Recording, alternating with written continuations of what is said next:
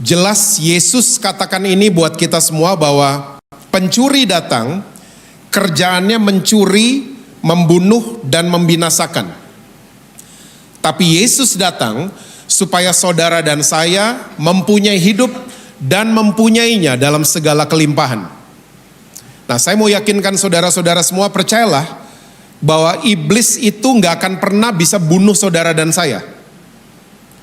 Saudara jangan percaya yang di film-film horor itu bisa terjadi.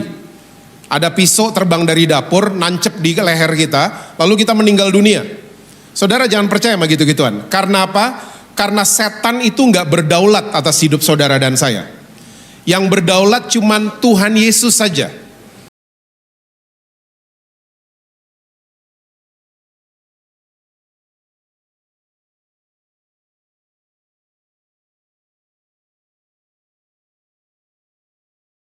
Shalom saudara-saudara. Tadi sudah disebut nama saya Jesse Lantang. Papa saya dari Manado, mama saya dari India. Makanya saya jadi seperti ini adanya. Istri saya 1, anak saya 2. Kita tinggal di Jakarta. Anak saya yang pertama sudah sarjana hubungan internasional.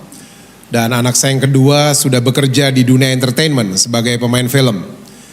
Dan saya pun masih bekerja saudara di Jakarta. Pekerjaan saya nggak jauh dari dapur, oven, dan kompor.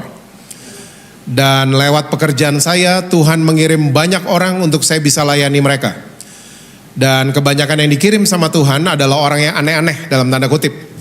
Kalau saudara pengen tahu aneh-anehnya mereka seperti apa, mereka ada yang LGBT, ada yang keluarganya berantakan, ada yang narkobaan, dan lain sebagainya. Tapi saya melihat satu hal, ternyata Tuhan Yesus yang kita sembah adalah Tuhan Yesus yang punya fokus sama masa depan seseorang. Dia gak peduli serusak apapun masa lalu seseorang, Tuhan Yesus kita selalu paling mahir memulihkan. Amin saudara. Saya rasa itu cukup kenalan dari saya. Saya minta saudara jangan tegang, santai aja, karena saya memang begini mukanya. Oke? Terima kasih Pak Lukas yang sudah memberikan saya kesempatan untuk saya bisa melayani saudara-saudara pada hari ini. Well, kalau saudara senang judul khotbah saya di kebaktian kedua ini namanya adalah valuable, sesuatu yang berharga. Yuk kita lihat sama-sama kitab Yohanes pasal yang ke-10, ayatnya yang ke-10. Yohanes pasal yang ke-10, ayatnya yang ke-10, Alkitab bilang begini, pencuri datang hanya untuk mencuri dan membunuh dan membinasakan. Aku datang supaya mereka mempunyai hidup dan mempunyainya dalam segala kelimpahan. Jelas Yesus katakan ini buat kita semua bahwa pencuri datang, kerjaannya mencuri, membunuh, dan membinasakan.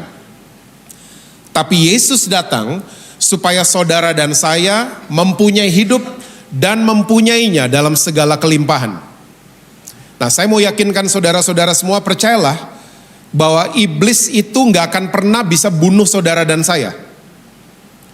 Saudara jangan percaya yang di film-film horor itu bisa terjadi. Ada pisau terbang dari dapur, nancep di leher kita, lalu kita meninggal dunia. Saudara jangan percaya sama gitu-gituan. Karena apa? Karena setan itu gak berdaulat atas hidup saudara dan saya. Yang berdaulat cuman Tuhan Yesus saja. Nah, pertanyaannya sekarang adalah begini. Kalau gitu, apa yang dicuri, apa yang dibunuh, dan apa yang dibinasakan sama iblis? Saya percaya semua saudara pernah nonton berita-berita kriminal.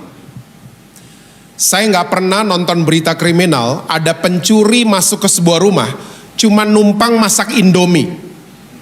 Gak ada. Saya gak pernah nonton berita ada pencuri masuk ke sebuah rumah, cuman ambil sendal jepit. Gak ada. Pencuri selalu masuk ke sebuah rumah.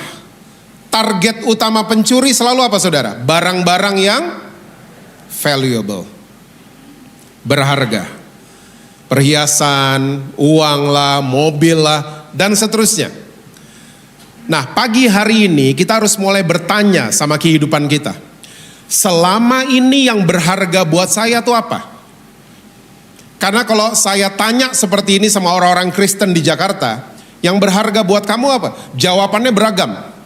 Karir saya Pak, deposito saya Pak, insurance saya Pak, ya, karir saya, bisnis saya, ministry saya, itu jawaban-jawaban mereka. Saudara nggak apa-apa mau jawab-jawab seperti itu. Tapi pagi hari ini saya cuma mau yakinkan saudara-saudara semua di Alpha Omega Church Surabaya. Sebenarnya yang berharga buat kehidupan kita adalah korban pengampunan dosa. Itu yang paling berharga. Anugerah Tuhan, itu yang paling berharga. Nggak ada yang ngomong amin kan? Iya, karena kita nggak pernah mikir, oh ini sesuatu yang valuable. Kita nggak pernah mikir seperti itu. Coba, saya mau ajak saudara kita mundur ke perjanjian lama. Waktu pertama kali Tuhan kasih lampu hijau untuk iblis hancurin Ayub. Masih ingat gak yang pertama kali dihancurin sama iblis apanya Ayub duluan? Yang dihancurin duluan adalah ternaknya Ayub duluan. Loh, why? Why ternaknya duluan?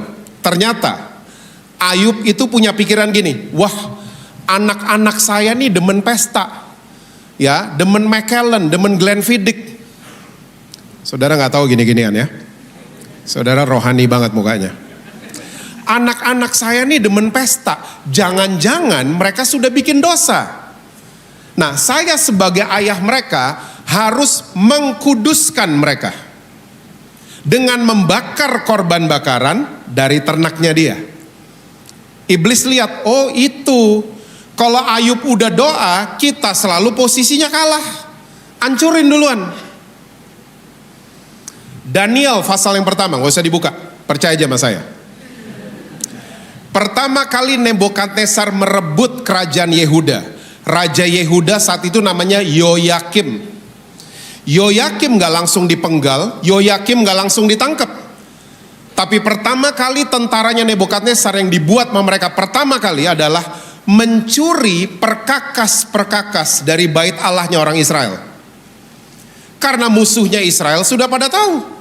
Kalau orang Israel sudah mempersembahkan korban bakaran, korban pengampunan dosa, burung tekukur lah, domba lah, dan lain sebagainya, posisi kita selalu dalam bahaya. Curi duluan. Nah, ternyata sampai hari ini modusnya iblis tetap sama. Iblis selalu mau hancurkan ya dari belief system saudara dan saya tentang anugerah Tuhan. Bahwa kita semua ini disayang luar biasa sama Tuhan Yesus. Iblis mau genosida semuanya. Iblis mau curi, mau bunuh, dan mau binasakan ini semua. Akhirnya kita gak percaya, mosok sih saya disayang Tuhan. Yang disayang Tuhan cuman Om Lukas. Yang disayang Tuhan cuman Pastor Jesse, saya cerai Pak. Hah? Saya masih porn addict. Saya minggu lalu masturbasi Pak. Hah? Saya selingkuh, mosok Tuhan sayang sama saya. Saya mau yakinkan saudara, Tuhan tetap sayang sama saudara dan saya. Sampai detik ini. Ini adalah sesuatu yang paling berharga. Kalau di belief system kita percaya Tuhan sayang sama saya, oh neraka dalam posisi sulit. Lemburnya iblis gak kena ke kita. Karena di belief system kita yakin Tuhan sayang sama saya. Makanya saudara, jadilah orang Kristen yang percaya saya disayang Tuhan. Jangan lagi jadi orang Kristen yang selalu beranggapan saya sayang sama Tuhan. Beda loh. Orang Kristen yang mau kasih lihat saya sayang sama Tuhan, oh lihat sosial medianya, semua lagi angkat tangan postingannya. Hari ini angle kanan, minggu depan angle kiri, bulan depan black and white. Pokoknya lagi angkat tangan. Mau kasih lihat sama keluarga, saya gereja, saya melayani. Enggak dong, kasih lihat ke keluarga, saya disayang Tuhan. Hah? Kalau saya disayang Tuhan, saya mau sayang sama istri saya. Amin, suami-suami. Kok ada suara perempuan? Kalau saya diampuni sama Tuhan, saya mau ampuni suami saya. itu nggak usah koar-koar, karena kita penuh dengan kesadaran saya dicintai sama Tuhan. Bayangin nggak kalau orang Kristen kayak begini, neraka dalam posisi sulit, iblis sulit bekerja. Karena kita percaya kita disayang sama Tuhan, ini paling berharga. Makanya iblis selalu mau curi, mau bunuh dan binasakan. Akhirnya apa yang terjadi? Kita nggak pernah mengalami kelimpahan apa yang Yesus janjikan. Saudara mesti sadar, sumber tuh nggak pernah salah. Setuju? Oke. Misalnya ada 2 gelas di depan saya. Satu saya isi air panas, satu air dingin. Lalu dua-duanya saya tuangin kopi kapal api. Lalu saya tawarin sama saudara-saudara di Alpha Omega. Saudara kan pilih gelas yang isinya air apa? Saudara mau pilih dingin gak apa-apa juga. Tapi mostly kalau saya tanya seperti ini, semua jawabannya sama, panas Pak.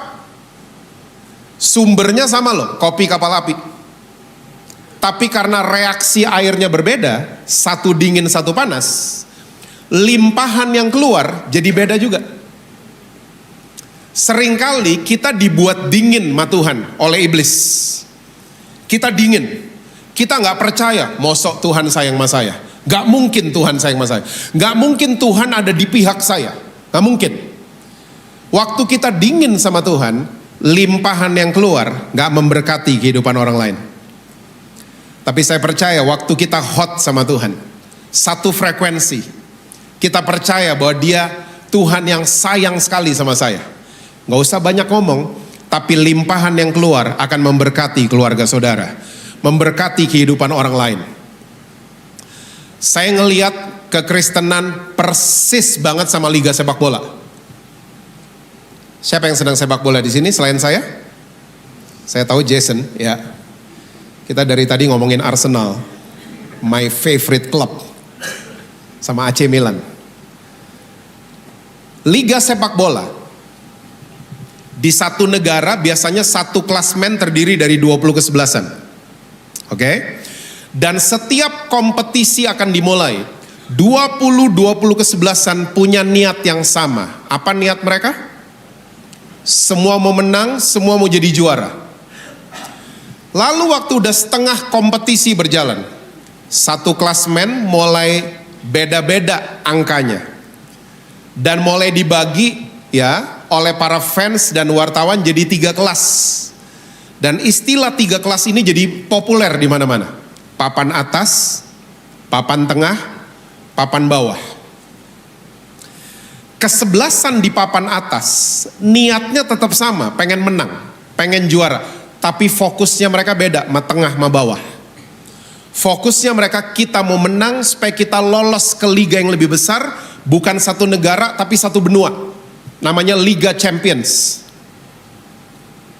Kesebelasan di papan tengah, niatnya masih sama, pengen menang. Tapi fokusnya mereka beda sama papan atas. Fokusnya mereka bertahan aja di sini, ya, supaya kita nggak turun ke papan bawah. Jadi seri-seri aja nggak apa-apa.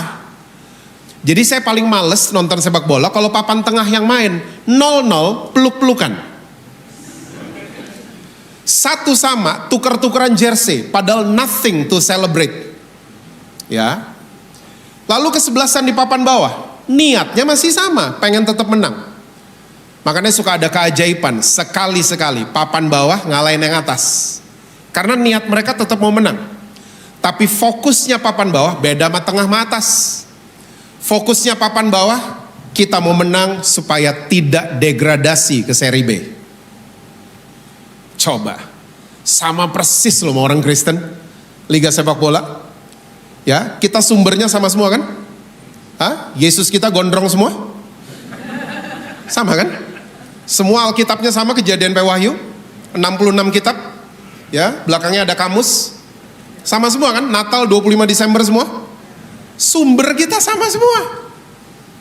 Tapi karena orang Kristen tidak menganggap anugerah Tuhan itu hal yang berharga. Makanya orang Kristen kuatnya cuma hari Senin doang. Semua hari Senin niatnya mau menang, mau jadi juara. Ya, karena Minggu baru dikhotbahin. Senin mau jadi juara, mau menang, tengah minggu iblis mulai curi, bunuh, binasakan semuanya. Makanya hari Rabu, hari Kamis orang Kristen tuh hari-hari rawan orang Kristen jatuh dalam dosa kan? Kok belaga lupa gitu mukanya? Rabu, Kamis jatuh dalam dosa, Jumat parah, Sabtu nyesel, Minggu gereja lagi. Itu orang Kristen. Senin pengen menang lagi. Oke? Orang Kristen walaupun sumbernya sama, tapi mentalnya beda-beda. Ada orang Kristen yang mentalnya papan atas.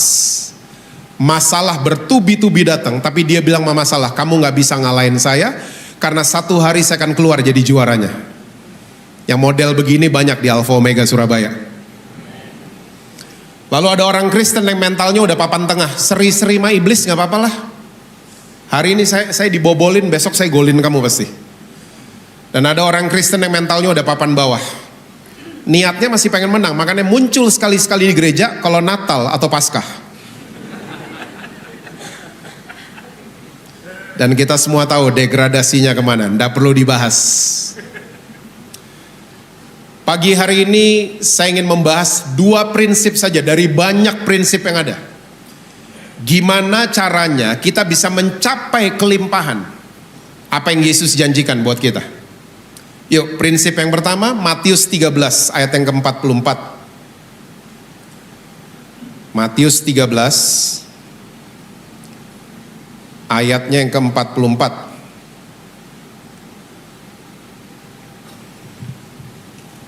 Ini analogi yang diberikan oleh Yesus. Hal kerajaan sorga itu seumpama harta yang apa saudara? Terpendam di ladang yang ditemukan orang lalu dipendamkannya lagi. Oleh sebab sukacitanya pergilah ia menjual seluruh miliknya lalu membeli ladang itu. Prinsip yang pertama, kalau kita ingin mencapai kelimpahan apa yang Yesus janjikan. Gini saudara, kalau Yesus sudah melihat saudara dan saya sangat berharga, jadilah orang yang berharga juga. Setuju? Jangan jadi orang murahan. Karena saudara dan saya sangat-sangat valuable di mata Tuhan Yesus. Malaikat salah dibuang dari surga. Saudara dan saya bikin salah ditebus sama yang punya surga. Beda kelas kita sama malaikat. Jadilah orang yang berharga. Makanya Yesus kasih analogi ini. Kerajaan sorga seperti harta yang terpendam di ladang, yang ditemukan orang lalu dipendamkannya lagi. Saking senengnya dia jual semua miliknya, dia beli ladang itu. Analogi Yesus ini gak suruh saudara dan saya jual aset ya, tidak. Kalau mau ikut Tuhan jual semuanya, enggak. Jual motor, jual rumah, enggak. Ya, karena kerajaan sorga gak pernah bicara tentang transaksi.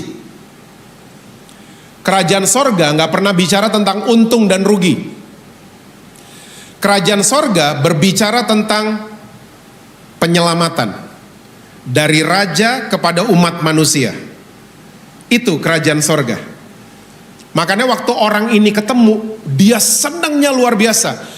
Dia jual semuanya yang berhubungan sama kedagingan. Itu maksudnya Yesus. Dia jual semuanya.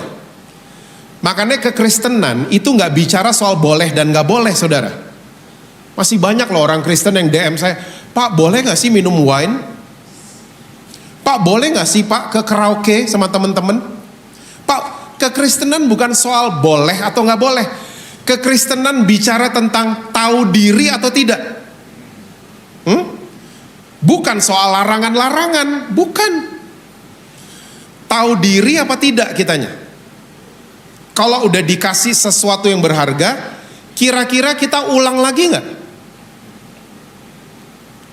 Saudara sama cincin berlian saudara kira-kira gimana ya? Taruh sembarangan gitu? Saudara akan jaga baik-baik. Kalau belief system kita sudah mengatakan kita ini berharga, kita juga sama akan jaga diri baik-baik, akan tahu diri baik-baik. Karena kita tahu kita valuable. Kita akan jual semua, nggak langsung semalam ya. Semua proses demi proses, semua yang berhubungan sama kedagingan. Kita mau melepaskan hak kita. Orang Kristen kalau ketemu 2.000 perak di parkiran gereja, kira-kira gimana? Kita gede-gede biasanya. Duit siapa nih?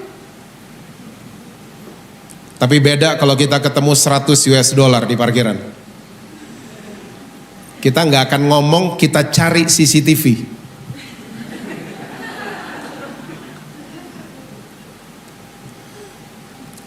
Saudara ketemu 100 US dollar di tempat sampah, saudara ambil nggak? Saya ambil. Saudara ketemu 100 US dollar di bawah kotoran binatang, saudara ambil? Saya ambil. Saya cuci, beres masalah.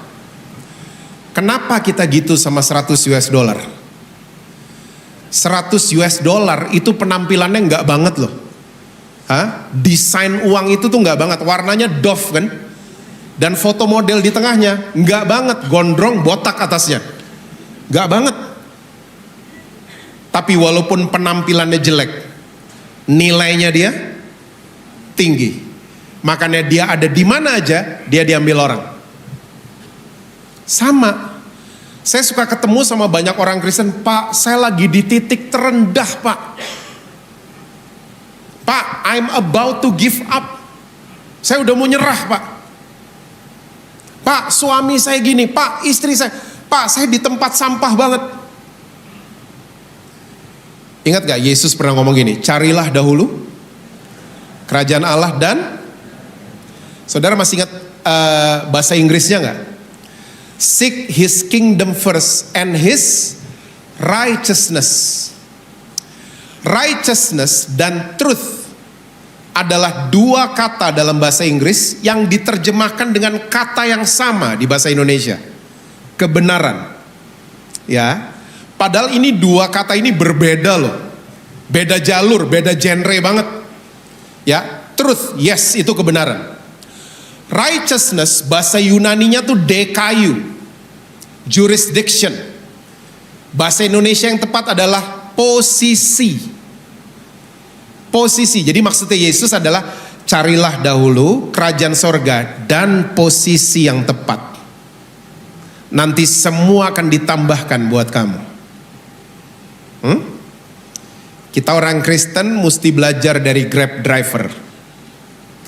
Grab driver kalau nyasar, dia telepon yang order, Pak, ini nggak sesuai titik. Saya mau sesuai titik, Pak. Nyasar itu normal. Saya pun bisa nyasar.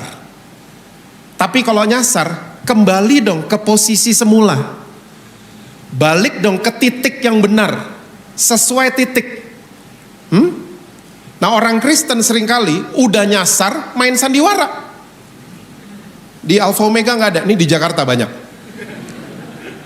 Kita udah nyasar, kita malah main sandiwara, pretending that everything is okay. Kita malah pura-pura.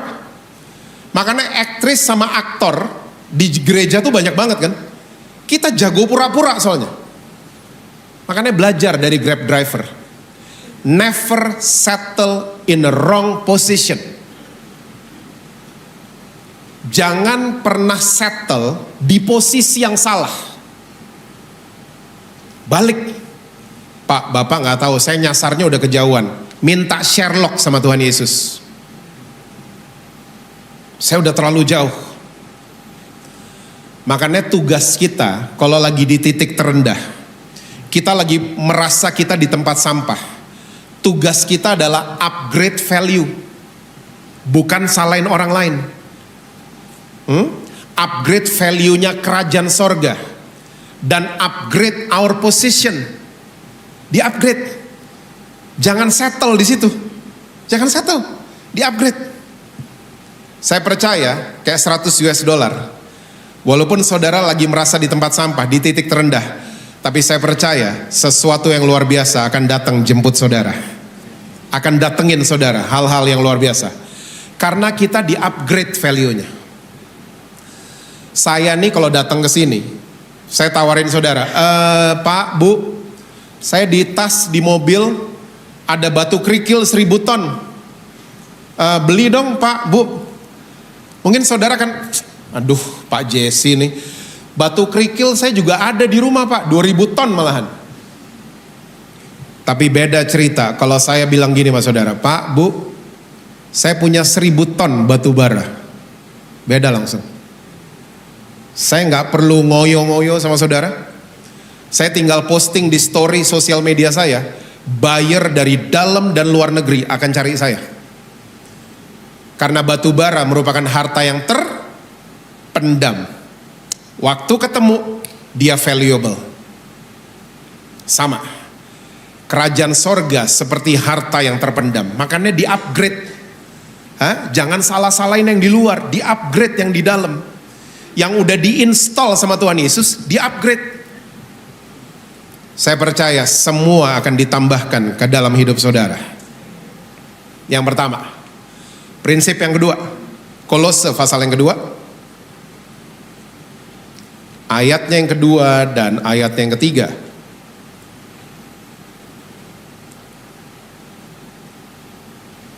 Kolose 2 ayat 2 dan ayat yang ketiga. Supaya hati mereka terhibur dan mereka bersatu dalam kasih, sehingga mereka memperoleh segala kekayaan dan keyakinan pengertian dan mengenal apa saudara? Rahasia Allah, yaitu Kristus. Sebab di dalam dialah tersembunyi segala harta hikmat dan pengetahuan. Prinsip yang kedua namanya adalah cari tahu rahasia kerajaan sorga. Kalau saudara sudah discover tadi, ya saudara sudah percaya kita adalah orang yang berharga, ya dengan upgrade value kerajaan sorga, jangan stop sampai di situ. The next step is cari tahu rahasianya kerajaan sorga. Sama seorang penambang batu bara. Waktu dia ketemu batu bara, dia nggak stop sampai di situ. Karena kalori batu bara tuh beda-beda, antara 5.000 sampai 7.000. Abis dia ketemu, dia mesti cari tahu kalori dalam batu bara temuannya. Penambang minyak bumi juga sama. Waktu dia ketemu minyak, dia nggak stop sampai di situ. Dia harus cari tahu oktan minyak temuannya itu berapa. Makanya Rasul Paulus bilang, di dalam dialah tersembunyi segala harta hikmat dan pengetahuan. Di dalam siapa? Yesus, bukan di TikTok. Hah? Saudara tahu survei resmi membuktikan anak-anak Gen Z hari ini karakter mereka terbentuk dari FYP. Bukan dari gereja, bukan dari keluarga ataupun sekolah, bukan. Karakter mereka terbentuk karena lihat FYP yang di-save sama mereka. Diulang lagi malamnya, besok diulang lagi, terbentuk karakter mereka. Nah makanya kita perlu ngerti prinsip ini. Di dalam Kristus tersembunyi harta hikmat dan pengetahuan. Cari tahu rahasianya. Semua saya percaya punya rahasia. Saya pun punya rahasia. Kita cerita rahasia sama siapa? Orang baru kenal? Saudara baru kenal sama saya, Pak, nanti habis makan siang saya mau cerita rahasia Pak. Saya akan, excuse me? Nah, kita cerita rahasia sama orang yang dekat sama kita. Dan orang ini bisa dipercaya. Saudara tahu Tuhan juga sama? Tuhan akan beberin rahasia kerajaan sorga sama anak-anak yang dekat sama dia. Dan anak-anak ini bisa dipercaya sama dia. Yuk kita mulai dari orang yang dekat dulu. Tuhan adalah pribadi yang punya dua intuisi yang sangat-sangat kuat. Pikiran dan perasaan. Kuat dua-duanya di Tuhan. Dan waktu Tuhan menciptakan manusia dibagi dua. Pria dikasih pikiran, wanita dikasih perasaan. Kaum pria kuat berpikir, dan kaum pria tertarik dengan lawan jenis selalu lewat mata. Betul kaum pria? Kaum pria lihat rok mini langsung cepet nolehnya. Set. Ih, masih belaga nggak tahu lagi, ha? Kaum pria begitu, we are built like that. Kita tertarik lewat mata, makanya kaum pria hati-hati dengan apa saja yang kita lihat. Nah, kaum wanita mereka kuat dengan feeling. Intuisi mereka tuh feeling. Dan kaum wanita tertarik dengan lawan jenis bukan lewat mata. Kaum wanita lihat pria pakai rok mini semini apapun tidak tertarik. Jijik malahan mereka, ha? Karena kaum wanita tertarik dengan lawan jenis itu lewat telinga.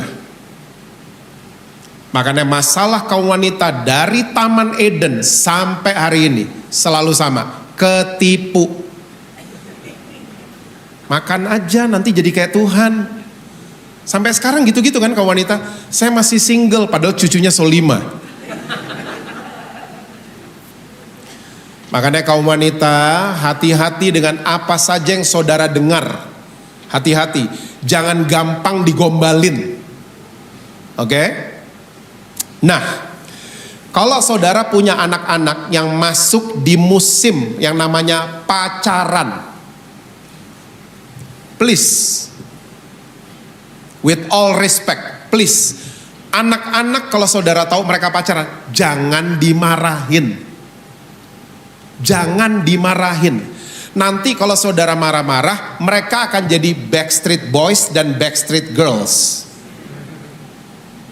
Mereka akan diem-diem sama saudara. Terus saya mesti gimana, Pak? Ajarin pacaran yang sehat. Jangan dimarahin. Jangan. Saya nggak akan lupa waktu saya dengar My Daughter. Dia sekarang udah 27 tahun. Waktu dia SMP, saya dengar dari wali kelasnya, dia punya pacar. Namanya Stefan. Ada yang namanya Stefan? Waktu saya dengar, karena saya sama My Daughter kita deket banget. Dari dia umur 6 tahun, saya suka pergi ngedate berdua dia. Ini tips ya buat ayah-ayah yang punya anak perempuan masih kecil. Dari dia umur 6 tahun saya ngedate berdua dia. Dia dandan, saya gandeng tangannya, bukain pintu mobil. Ya, sampai di restoran, mau makan apa sayang? Dan saya selalu bilang, kamu cantik banget. Ya, tujuan saya cuma satu. Dia nggak cari pelukan di luar rumah. Karena dia dapat enough pelukan di dalam rumah. My Daughter. Jadi kita deket.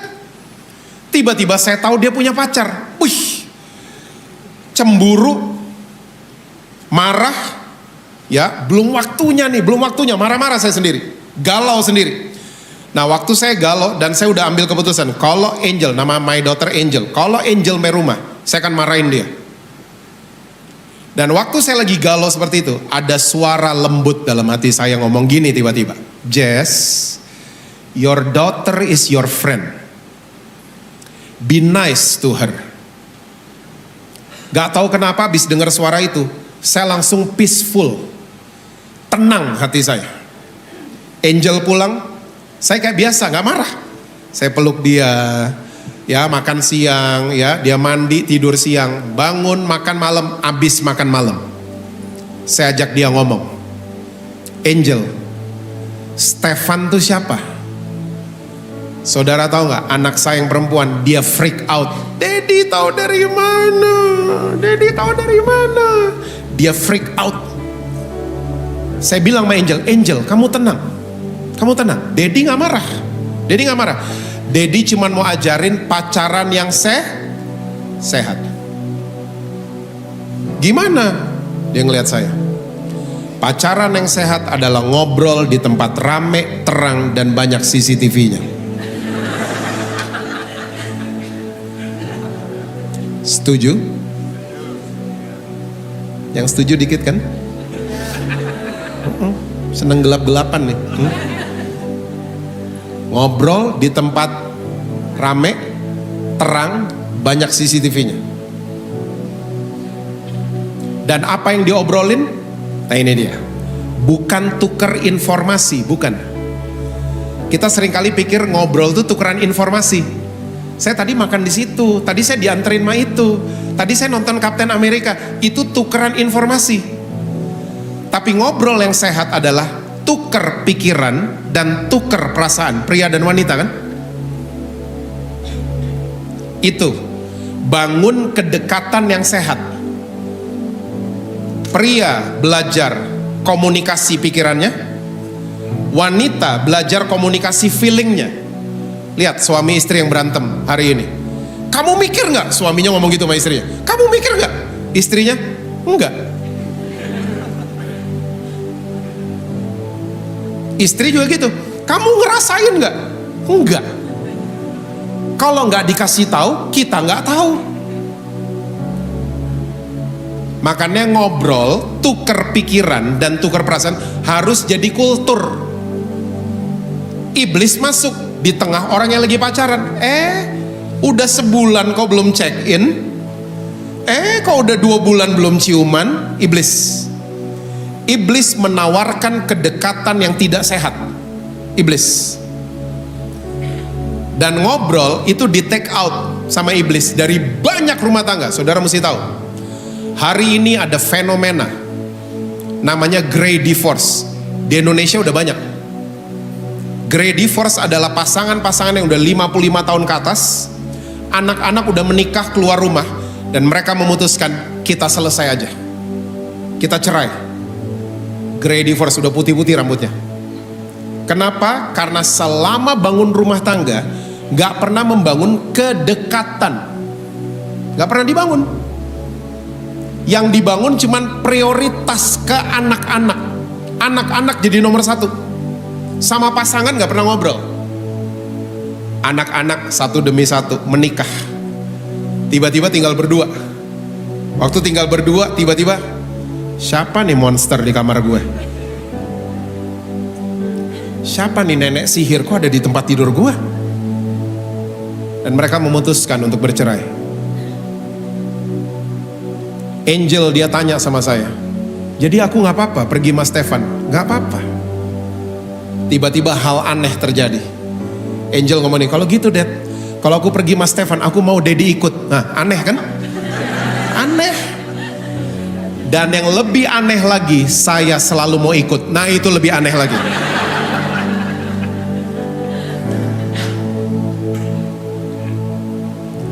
Saudara, bangun kedekatan sama Tuhan juga sama. Ngobrol. Tahu pikiran dan perasaannya Tuhan. Bukan cuman bawa proposal. Tuhan ini ya, ini. Tuhan mau jawab, kita amin. Itu tuh orang Kristen. Di sini nggak ada, Jakarta.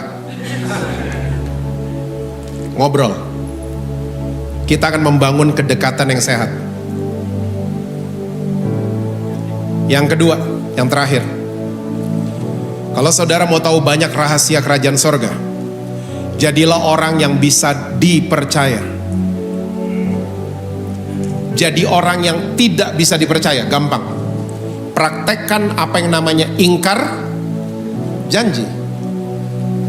Suami yang ingkar janji nikah sama istrinya, dia lagi suruh istrinya, don't trust me. Betul apa betul? Istri yang ingkar janji nikah sama suaminya, dia lagi suruh suaminya, don't trust me. Anak-anak adalah kaum yang paling pinter nagih janji. So kalau janji mana anak, please be very careful. Kita seringkali main nyeplos aja. Sabtu ya ke time zone, kita nggak ngecek dulu. Saudara, waktu janji ke time zone, mereka nggak bisa tidur. Mereka mimpi ada di Jurassic Park beneran. Dan hari Sabtu mereka udah excited, ganti baju, mereka ke kamar kita. Dad, Ma, udah excited, kita buka kamar. Kenapa? Ayo ke time zone. Oh nggak bisa, Daddy Mama ada meeting. You break his heart, you break her heart. Dan yang paling parah, kita lagi ngajarin anak kita, don't trust mommy and daddy. Kita lagi ngajarin. Yang punya usaha, tolong dimengerti, business is a trust. Orang percaya pakai produk saudara, orang percaya menggunakan jasa saudara. Yang dibangun trust, bukan kekayaan. Jadi kalau telat delivery, kasih tahu. Telat bayar, kasih tahu. Jangan alasan, sorry WhatsApp-nya ketelen. Apa sih WhatsApp ketelen? Hah? Kita suka alasan, Pak nanti orangnya marah. Gak apa-apa dia marah. Yang penting kita upgrade our position di depan Tuhan. Posisi kita benar di depan Tuhan. Orang lama-lama, oh dia tuh kalau telat apa ngasih tahu loh. Lama-lama orang kan gitu. Orang jadi percaya sama saudara. Di kebaktian, kita suka janji kan? Setahu saya orang Kristen suka janji kalau lagi kebaktian. Janji sama Tuhan. And who's the one yang break the promise? Kita. Kita sebenarnya lagi suruh Tuhan, don't trust me. Saya percaya waktu saudara bisa dipercaya, klien, customer, proyek akan datengin saudara. Karena bisa dipercaya. Dari semua pembahasan saya dari tadi, kesimpulannya sederhana. Mulailah jadi pengelola output, bukan outcome. Output itu yang ada di dalam. Outcome itu hasil. Ya, jangan coba ya kendalikan hasil. Kita seringkali manusia pengen kendalikan hasil. Hasil itu Tuhan, urusan Tuhan. Manusia boleh merencanakan, Tuhan yang nentuin hasilnya. Jadi mulailah jadi pengelola output yang di dalam tadi, upgrade value, jadi orang yang bisa dipercaya, jadi orang yang membangun kedekatan yang sehat. Ya, attitude dikelola dengan baik, cerdas emosi, cerdas spiritual. Itu yang dikelola. Jangan outcome. Kita selalu pengennya outcome. Saya kalau ke Bali, saya 12:30 baru selesai. Gak ada yang amin, jadi 5 menit lagi selesai. Saya kalau ke Bali, saya seneng banget ke pasar ikan di Jimbaran. Saya ngelihat nelayan-nelayan. Kalau mereka lagi di darat, mereka gak males-malesan. Mereka benerin net. Apa tuh net? Jala. Jala mereka benerin. Mesin di kapal mereka benerin. Layar mereka benerin. Itu namanya focus on the output. Ya, mengelola output. Nanti waktu malam mereka melaut, outcome itu udah urusan Tuhan. Ya, kalau Tuhan siapin ikan yang banyak, jalannya nggak siap, percuma. Tuhan saya minta 1M, ya kan mau kelola hasil kan? Nanti lihat kalau 1M datang, no Tuhan lihat belum, kamu belum, output kamu belum beres. Saya renov dulu. Kenapa sih Tuhan ini jadi lambat, jadi macet semuanya? Masih ingat nggak waktu underpass HR Muhammad dibangun? Ngeselin lewat situ kan? Macet, debuan, segala macam, ngeselin lewat situ. Saya berkali-kali datang Surabaya, jangan lewat situ dulu. Kenapa? Macet. Sekarang udah jadi, diperluas kapasitas jalannya. Macetnya hilang. Kalau Jumat malam masih macet tapi. Keleko jadi gampang. Karena kapasitas jalannya itu bertambah. Itu output. Ya. Tuhan selalu pengen renov output kita, tapi seringkali kita nggak sadar. Ya, dan masih ingat nggak waktu underpass lagi dibuat? Ada pengumuman, maaf mengganggu kenyamanan Anda. Kita seringkali marah-marah, Tuhan ini gini jadi macet, ini kredit gini segala macam. Pengumuman dari surga juga sama, maaf mengganggu kenyamanan Anda sebentar. Saya lagi renov kamu sebentar. Nanti kalau beres, outcome-nya nanti lihat. Karena outcome gak pernah mengkhianati output. Fokus sama output. Fokus sama yang di dalam. Ya, mulai percaya kita ini berharga di mata Tuhan. Treat yourself as a valuable person. Saya percaya hal yang valuable juga akan datengin saudara. Amin. Tuhan berkati saudara-saudara semua. Selalu sukses, harmonis di rumah, dan rekening bank selalu penuh buat saudara. kenceng banget kalau gitu-gituan ya.